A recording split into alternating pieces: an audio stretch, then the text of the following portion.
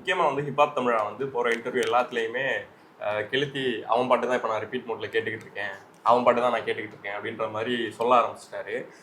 First அவர் உங்களுக்கு பர்சனலாக message பண்ணாரா இல்லை யூடியூப்பில் கமெண்ட் பண்ணது? யூடியூப் கமெண்ட் தான் ஃபர்ஸ்ட். கமெண்ட் தான்.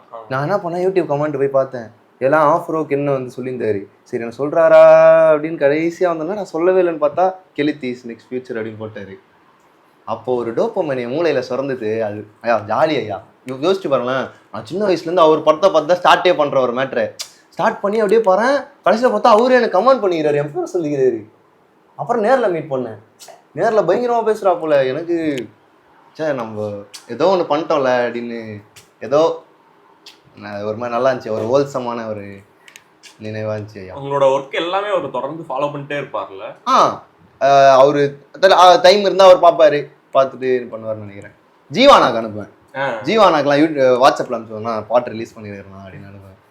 இனி வீட்லயே பானிபூரி செய்யலாம் எல்லாரும். ஆச்சி பானிபூரி கிட்.